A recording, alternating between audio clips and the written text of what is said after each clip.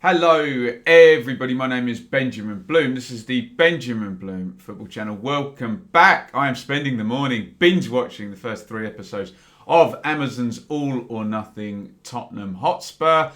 We have done episode 1, so go back and watch that review. We had Pochettino, the end of his era, and everything set up, the first bits of Mourinho, and we're now going to kick off his tenure as Tottenham manager here in episode 2. We start with fun press briefing. They're about to go to the first press conference with Mourinho as manager, and just zingy as ever.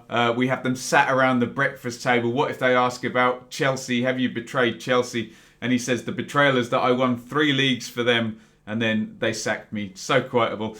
We get into the action then. It is good, these documentary series. Like I said, the way that they cut it, very cinematic, different angles than, just sitting watching the coverage of the football on your sofa. Looks really, really great. Very sort of visceral as well, especially in this game. The first one at West Ham, it's raining and they're right in on the action. Great stuff from the sort of Amazon camera people here. It's a 3-2 win.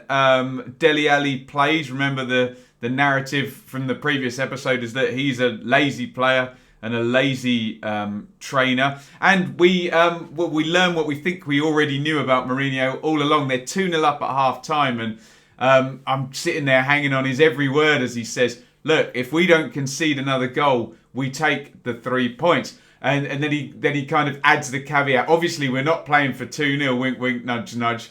We want to go 3. But if we don't concede, we win the game and we take the 3 points. We've always known Mourinho has been that way inclined about the individual game and the pragmatism rather than the kind of overarching philosophy that maybe some other managers have.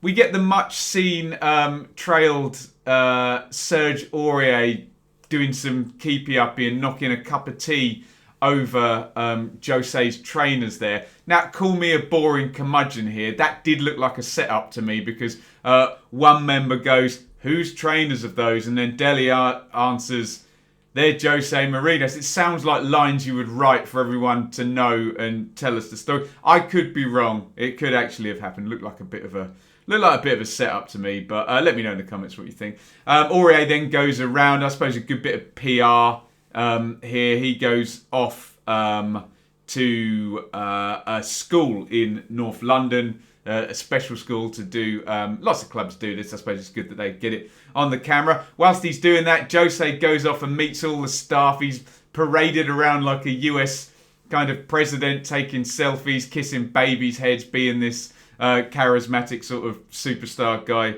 that he is. We go back to the training pitch. We get Jose and his assistants having these clandestine little hands behind the back chats in Portuguese, sort of quietly going off. And we're going to start to focus on Eric Dier now. They do try and do sort of a character piece in each episode. We obviously had Harry Kane brought in. We're going to get Eric Dier. Now, there's kind of a nice link here because Dier grew up in Portugal, obviously Portuguese speaker as well, and Jose had tried to sign him previously, and they're going to kind of give him the vote of confidence in the in this one-to-one meeting. For some reason, they do the, despite both being massively fluent English speakers, they do the meeting in Portuguese, and you do get this sense with Mourinho that some people argue that life is just completely power dynamics and power hierarchies, and everybody's signalling their specific power to other people. And Mourinho particularly uses his multilingual status to signal intelligence. He likes to speak in as many languages as he can, in as many situations as he can. Sometimes when it doesn't necessarily feel necessary. The viewers are going to be sort of mainly English speakers. Maybe he's trying to make Dier feel at home, but there is, regardless of whether he's doing it in this case, there is a sense of Mourinho does signal his high levels of intelligence by constantly speaking in different languages. Let me know your thoughts on that, whether you think my COD psychology is wrong there we go to a Champions League game now with Olympiacos, and this throws up like a million narratives. The Amazon people must have been very, very happy with this one. Incredible bit of man management at the start. Jose tells Serge Aurier that he's afraid of him doing a S-word penalty as a man marker with VAR. Interesting psychology.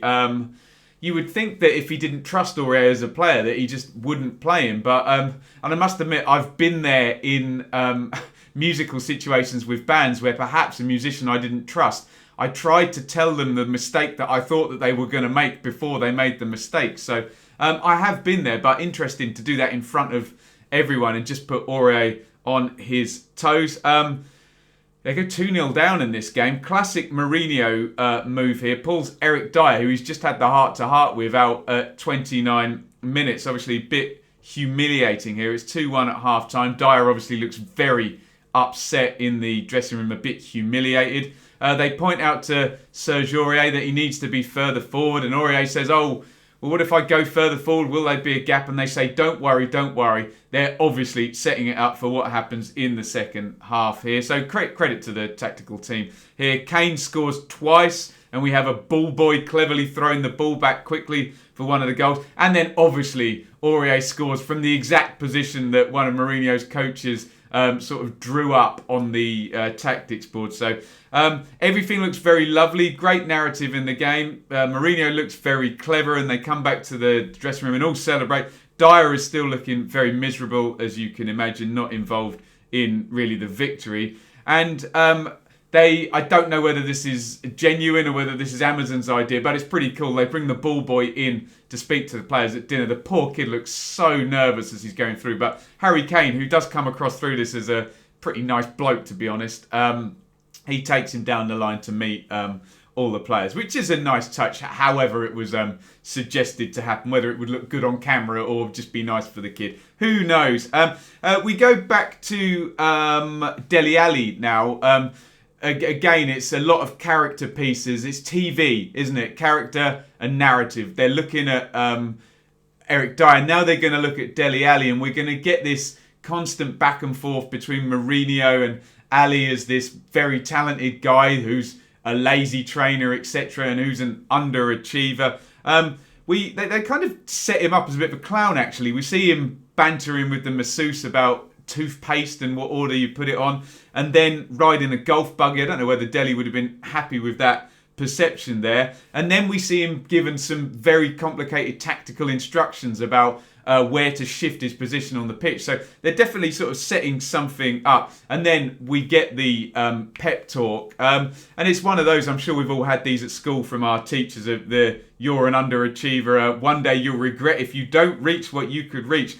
And we have Dele sort of sitting there and behind the eyes sort of brooding as Jose talks and talks and talks, and Dele Alli doesn't really say a lot. They're definitely peddling the narrative here. I mean, I'm sure elite sportsmen don't really care about this stuff, and they just go about their business being an elite sportsman and being very successful and making loads of money and being famous. But I don't know. It's I do feel a little bit sorry for him that this is going out as a documentary that basically you're an underachiever and you need to try harder. But there you go, is what it is. We get a very something I found fascinating here, where there's some footage of Mourinho and Daniel Levy. They're sat together. Sorry, I know I pronounce people's names differently all the time. Levy, whichever way around. Forgive me. They're sat having a chat about the Eric Dier thing, and Mourinho's so clever. He's sort of saying to Daniel Levy, pronounced it different again, didn't I? That, maybe I should bring Dier back. And I was sort of thinking, well, Mourinho would never let a chairman interfere in his team selection. But there's this idea that Mourinho's this guy and he's got to use psychology on the players and the fans and his own boss at the same time and let everyone know what he's doing. Quite the sort of psychological tightrope. We go back to the action, and it's a game against Bournemouth here. And of course, after the big pep talk with Dele, he's the star player and scores a couple of goals in this one. In episode 2, we're definitely setting up the idea that Mourinho's come in and everything is swimming. Obviously, we know, being it's TV, they're going to presumably break that narrative if you're doing something very positive, you know something negative's coming, or negative positive's coming, vice versa. They want the peaks and troughs here, don't they? The episode ends and we kind of get the cliffhanger of next Jose going back to Manchester United and a controversial Son red card. Great viewing, really enjoying it. That is my thoughts on episode 2. As I said, the view on episode 1 is already up. We'll do every single episode of this. I'm really enjoying it. For those, already had some comments about, oh, this is Premier League and not Championship. I don't even see this as Premier League. This is just a football documentary. So forgive me if you're a Championship fan, thinking I'm not talking about Championship matches, which I usually do here on the channel. However, this is just a general football video and a football documentary, I'm seeing it as. And I reviewed the Nicholas and Nelka one as well. So we're doing this. That's for why.